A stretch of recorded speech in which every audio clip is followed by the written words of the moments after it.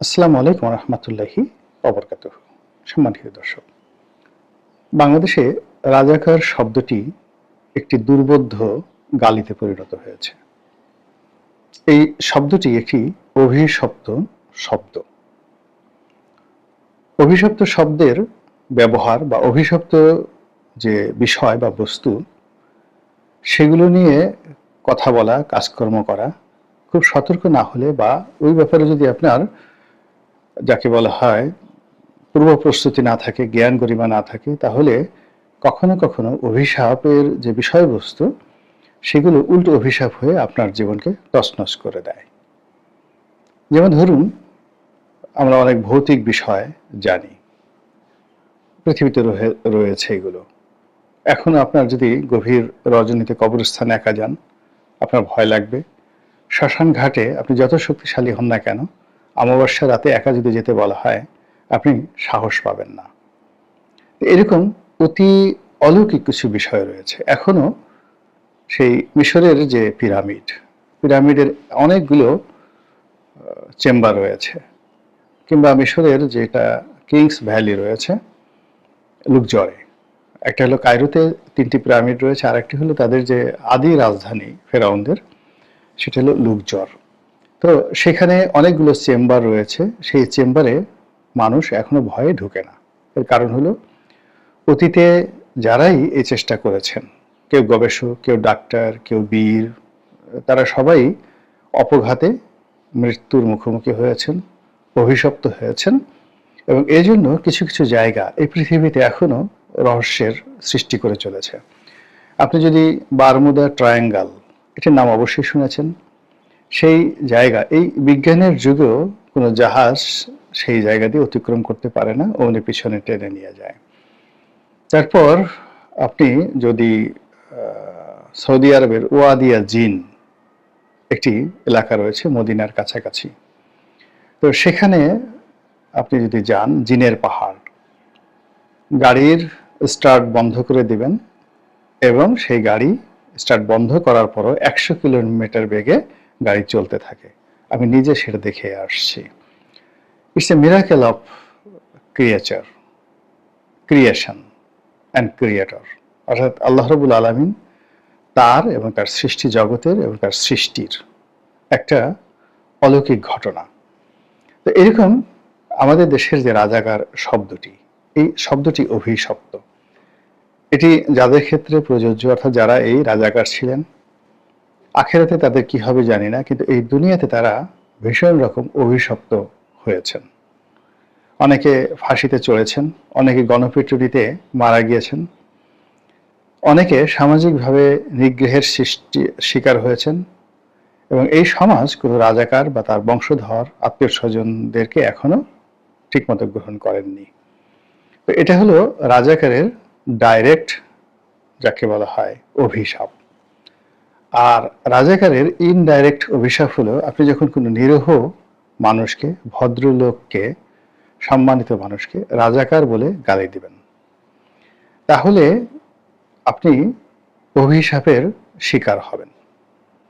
এবং এই গালিটি ক্ষেত্র বিশেষে একটি মাহাত্ম্য অর্জন করে ফেলবে সাময়িক সময়ের জন্য, যেটি আমরা এই জুলাই আগস্ট বিপ্লবের সময় দেখেছি।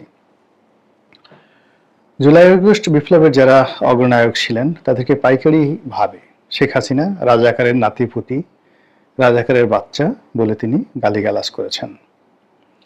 এবং এই প্রসঙ্গটি যারা উঠিয়েছিলেন সেদিন সংবাদ সম্মেলনে, আমি প্রভাস আমিনের কথাই বলছি। ব্যক্তিগতভাবে প্রভাস আমিন চমৎকার একজন মানুষ, সাংবাদিক হিসেবে বন্ধু বৎসল, অন্য মানুষকে সম্মান দিয়ে কথা বলেন। এবং তার কর্মজীবনে তার ছোট্ট একটি পরিবার, তার স্ত্রী, তার সন্তানদেরকে নিয়ে তিনি যথেষ্ট সুখে শান্তিতে ছিলেন। তিনি এটিএন বাংলায় কাজ করতেন, সরকার সমর্থক ছিলেন, কিন্তু কট্টরপন্থী ছিলেন না। এবং ব্যক্তিগত জীবনে অন্যান্য যে সকল দুর্নীতিবাজ সাংবাদিক রয়েছেন তাদের মতো তিনি একেবারেই নন। কিন্তু এই মানুষটি একটি মাত্র প্রশ্ন, এই রাজাকারের নাতিপুতি বা রাজাকার সংক্রান্ত এরকম একটা প্রশ্ন, এই একটা প্রশ্নের কারণে দেখা গেল পুরো রাজাকারের যে অভিশাপটি, এটি বুমেরাং হয়ে তার উপর ফিরে আসলো। এখন তিনি পলাতক, চাকরি হারিয়েছেন, কোথায় আছেন, কি অবস্থায় আছেন আমরা জানি না। অথচ যারা প্রভাস আমিনকে চিনেন তারা তাকে ১০০-তে ৯৯ নম্বর দিবেন ভালো মানুষ হিসেবে। আমি এটা হলফ করে বলতে পারি। তো এভাবে বুমেরাং হয়ে যায়। শেখ হাসিনা সবসময়ই রাজাকার আলবদর আর শামসদের গালিগালাজ করেছেন। রাজাকারদের বিরুদ্ধে তিনি যুগান্তকারী সিদ্ধান্ত নিয়েছেন এবং অনেক যুদ্ধাপরাধের দায়ে যারা অভিযুক্ত তাদেরকে বিচারের মুখোমুখি তিনি করিয়েছেন এবং এই কাজের জন্য তিনি সফলতা দাবি করতে পারেন এবং লোকজন তাকে এই কাজের জন্য স্বাধীনতার পক্ষের শক্তি যথেষ্ট ধন্যবাদ দেয়। কিন্তু এই বিষয়টিকে নিয়ে তিনি তার যে অহম বা অহমিকা এটি তিনি চাপিয়ে রাখতে পারেননি। দ্বিতীয়ত তিনি এটাকে একটা মার্কেটিং পলিসি করার চেষ্টা করেছিলেন, মুক্তিযুদ্ধকে তার পক্ষের শক্তি আর রাজাকার আল বদরকে বা আর শামসকে তার মার্কেটিং একটা পলিসি হিসেবে তিনি ব্যবহার করার চেষ্টা করেছেন। ফলে কথায় কথায় যাকে তাকে রাজাকার, যাকে তাকে রাজাকারের বাচ্চা, মুক্তিযুদ্ধের বিরোধী শক্তি এ সকল কথা বলতে বলতে এমন একটা সময় এসে তিনি রাজাকারের নাতিপুতি বা বাচ্চা কাচ্চা বলে মুখ ভেঙচি কেটে যে বকা দিলেন ওটা গজব আকারে তার জীবনে কি পরিণতি নিয়ে আসলো, তার সারা জীবনের অর্জন শেষ করে দিল। এবং তিনি এখন যদি জীবিত থাকেন আল্লাহ ভালো জানেন, তারপরে তিনি যে অবস্থায় থাকেন না কেন তিনি প্রতিদিন যে কষ্ট পাচ্ছেন জীবিত অবস্থায়, এই কষ্টের চাইতে মৃত মানুষের জীবন অনেক অনেক সুখের। তার তুলনায় তার বাবার মৃত্যু ছিল অনেক অনেক সম্মানের।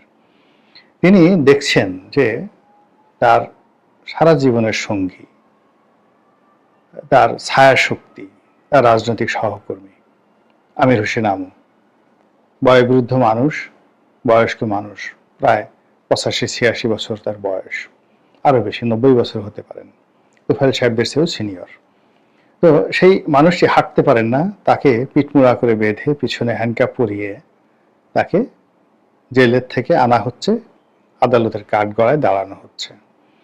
এই দৃশ্য শেখ হাসিনাকে দেখতে হচ্ছে। এবং এই যে আমির হোসেন আমুদের মতো রাজনীতির কিংবদন্তির মানুষ, তাদের যে এই দুরবস্থা এটি কিভাবে তিনি মূল্যায়ন করবেন?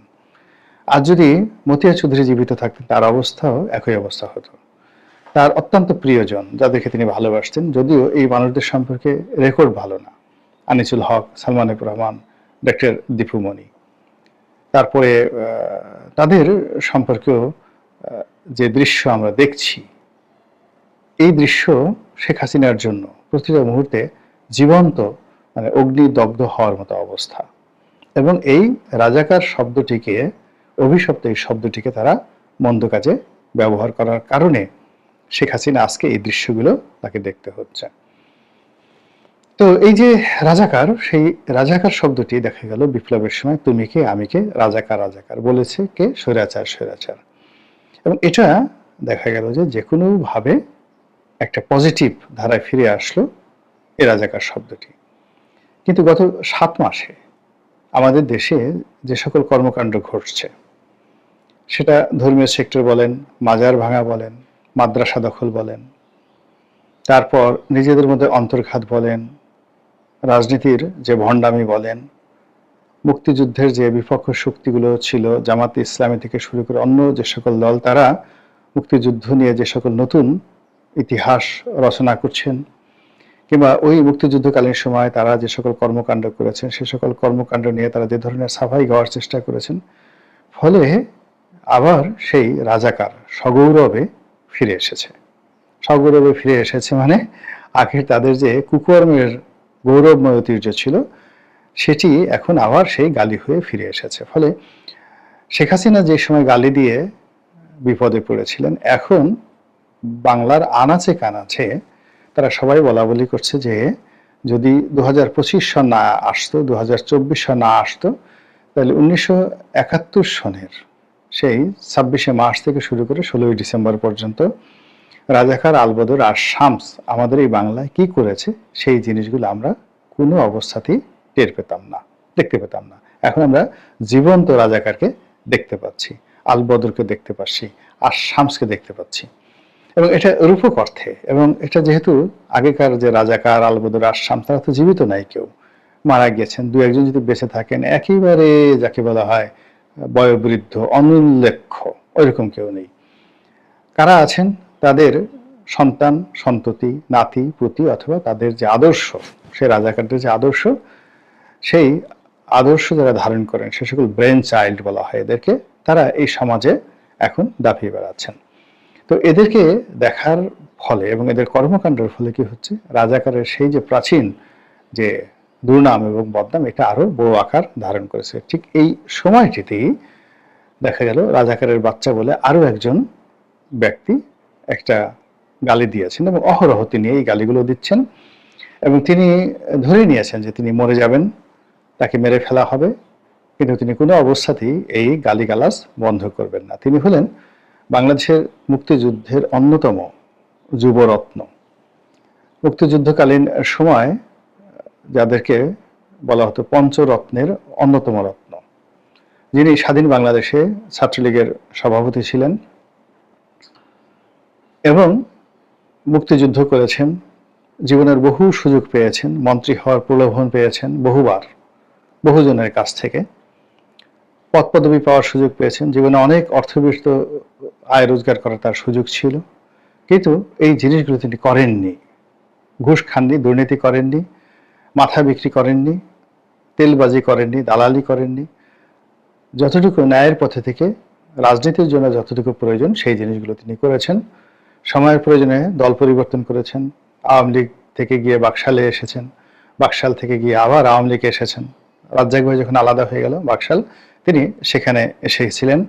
আবার রাজ্জাক ভাই যখন আওয়ামী লীগের সঙ্গে মিশে গেল, তিনি তখন রাজ্জাক ভাইয়ের সঙ্গে আবার আওয়ামী লীগে ফিরে এলেন, আবার মন্ত্রী হলেন, এমপি হলেন। তারপর তিনি এখন বিএনপি রাজনীতি করেন। তো বিএনপি রাজনীতি করলে কতগুলো জিনিস সাধারণত অ্যাভয়েড করতে হয়, যেমন মুক্তিযুদ্ধ নিয়ে আওয়ামী লীগের মতো এরকম বয়ান দেওয়া যাবে না, শেখ মুজিবুর রহমান বলতে হবে, বঙ্গবন্ধু বলা যাবে না, ইতিহাসে আওয়ামী লীগের যে গৌরবময় অধ্যায়গুলো রয়েছে সেই অধ্যায়গুলো নিয়ে খুব হইহুল্লোড় করা যাবে না, আর একসময় আপনি আওয়ামী লীগ ছিলেন এই জিনিসটা ভুলে যেতে হবে। এই বিষয়গুলো জনাব ফজলুর রহমান সাহেব মানতে চান না।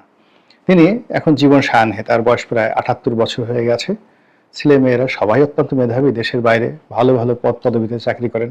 তিনি এবং তার স্ত্রী দুজন সারাদিন একত্রে ঘুরে বেড়ান। তার যদি দোষ থাকে এই সমাজে, সেই একজন খুব বড় রাজনীতিবিদ, আমি তার কাছে জিজ্ঞাসা করছিলাম, বলেই ফেলি, কাজী ফিরোজ রশিদ সাহেব জাতীয় পার্টির নেতা, কিন্তু জাতীয় পার্টির নেতা নয়, মহান মুক্তিযোদ্ধা হিসেবে এদেশের কিংবদন্তির রাজনীতির ইতিহাস সৃষ্টিকারী হিসেবে যে কয়জন নেতার নাম এই বাংলায় আছে, তাদের এখন বর্তমান অবস্থা যতই থাকুক না কেন, আপনি শ্রদ্ধা ভরে তাদেরকে স্মরণ করতে হবে। তাদের মধ্যে কাজী ফিরোজ রশিদ, জনাব মোস্তফা মহসিন মন্টু, তারপরে নায়ক সোহেল রানা, ওনাদের অনেক অনেক ভূমিকা আছে স্বাধীনতা পূর্ব বাংলায় এবং স্বাধীনতা পরবর্তী বাংলায়। আজকে আমরা এই নায়ক সোহেল রানাকে শুধুমাত্র সোহেল রানা হিসেবে জানি, কিন্তু তিনি অনেক বড় মাপের একজন রাজনৈতিক নেতা ছিলেন। এবং অবাক করার ব্যাপার হলো, আমরা রাষ্ট্রপতি আব্দুল হামিদ সাহেবকে রাষ্ট্রপতি হিসেবে জানি, সোহেল রানা সাহেব যখন জহুরুল হলের ভিপি অথবা জিএস ছিলেন, তখন সেই আব্দুল হামিদ সাহেব তার একজন সাধারণ কর্মী ছিলেন। তো ঢাকা শহরের একসময় মোস্তফা মহসিন মন্টু, খসরু, সোহেল রানা, মানে তারাই পুরো ঢাকা শহরের নিয়ন্ত্রক ছিলেন। সেই তুলনায় অন্যান্য যে সমস্ত লোকের নাম ধাম শুনেন, মানে এরা grand leader of the leader. এর পরবর্তী প্রজন্মে একজন মানুষ মাত্র এরকম গ্র্যান্ড লিডার হতে পেরেছিলেন, সেটা হলো সেটা রাজনৈতিকভাবে নয়। সোহেল রানারা হলেন সোহেল রানা, তারপরে শেষে মোস্তফা মহসিন মন্টু, কাজী ফিরোজ রশিদ, তারা একসাথে অস্ত্র চালাতে পারতেন, মাস্তানিও করতেন, আবার রাজনীতিও করতেন এবং তাদের কোনো বদনাম ছিল না। কিন্তু আন্ডারওয়ার্ল্ডের যে কিংবদন্তি ডন, সেটা হেমায়েতুল্লাহ আরঙ্গ ছিলেন, কিন্তু রাজনীতিতে তিনি ওনাদের মতো এতটা জনপ্রিয় ছিলেন না। কিন্তু আন্ডারওয়ার্ল্ডে এখনো বাংলাদেশের ওইরকম গ্যাং লিডার এখন পর্যন্ত তৈরি হয়নি। হেমায়েতুল্লাহ আরঙ্গ, সবাই যাকে নেতাদের নেতা তিনি ছিলেন সেই জগতে, সেটা চাকুমহি মানে যারাই বলেন না কেন, সবাই তার কাছে মাথা নোয়াত, অনেকটা দাউদ ইব্রাহিমের মতো। তো কাজী ফিরোজ রশিদ রাজনৈতিক জীবনে মন্ত্রী হয়েছেন, এমপি হয়েছেন, তারপরে ভিপি হয়েছেন, জিএস হয়েছেন, সবকিছু। তিনি যে বলছিলেন ফজলুর রহমান সম্পর্কে, আমি বললাম যে ফজলুর ভাই কেমন মানুষ? তিনি বললেন যে ও সব ভালো, যদি মন্দ কিছু ধরো, ও সারাক্ষণ সব জায়গায় শুধু ওর স্ত্রীকে নিয়ে ঘোরাফেরা করে, কোর্টে দুজনে একসাথে যায়, একসাথে খায়, টকশোতে একসাথে যায়, একসাথে খায়, এটা শুধু যদি তুমি ত্রুটি ধরো, এছাড়া ওর জীবন অন্য কোনো ত্রুটি নেই। আপনি বুঝতে পারেন যে একটা মানুষ কতটা সহজ সরল এবং স্বাভাবিক, যে জীবনের এই জায়গাতে এসে তার স্ত্রী তার জীবন সঙ্গী। যাই হোক, এখন সেই ফজলুর রহমান ইদানিং খুব চমৎকার করে কথা বলছেন, ন্যায়নিষ্ঠ কথা বলছেন এবং সকল পক্ষের হয়ে তিনি কথা বলছেন। এবং তিনি একটা টক শোতে এসে একেবারে রাজাকারের বাচ্চা বলে গালি দিয়েছেন। এখন যে রাজাকারের বাচ্চা বলার জন্য বিচারপতি শামসুদ্দিন চৌধুরী মানিকের কপাল পুড়েছে, শেখ হাসিনার কপাল পুড়েছে, এখন সেই একই ধারাবাহিকতায় যেন ফজলুর রহমানের কি কপাল পুড়বে? বিভিন্ন জায়গাতে গুজব ছড়িয়ে দেওয়া হচ্ছে, তার প্রতি আক্রমণ করা হবে, তাকে ভয়ভীতি দেখানো হচ্ছে, তার বাসা ঘেরাও করা হচ্ছে। আমার কাছে ব্যক্তিগতভাবে মনে হচ্ছে সেই দিন আর এই দিন নয়। এখন বাংলাদেশে সেই জুলাই আগস্টের সেই প্রেক্ষাপট নেই। এখন কাউকে রাজাকারের বাচ্চা বললে বা রাজাকার বললে সমাজ ফুঁসে উঠবে এবং তার পক্ষে লোকজন দাঁড়াবে, এই অবস্থা এখন আর নেই। এখন যারা, যাকে বলা হয় দুর্নামের শিকার হচ্ছেন, বদনামের শিকার হচ্ছেন, তাদেরকে যদি রাজাকার বাদ দিয়ে কেউ হালাকু খান বলে, চেঙ্গিস খান বলে, মির্জাফর বলে, এমনকি তাদেরকে যদি বাস্টার্ড বলে গালি দেয়, জারস সন্তান বলে গালি দেয়, তবুও কিন্তু মানুষ রাগ হবে না। কাজে ফজলুর রহমান সাহেবের আমার কাছে মনে হচ্ছে না যে তার যারা বিরুদ্ধবাদী তারা তার বিরুদ্ধে খুব বেশি সুবিধা করতে পারবে। আল্লাহ আমাদের সবাইকে হেদায়েত দান করুন এবং হেফাজত করুন। আসসালামু আলাইকুম ওয়া রাহমাতুল্লাহি ওয়া বারাকাতুহু।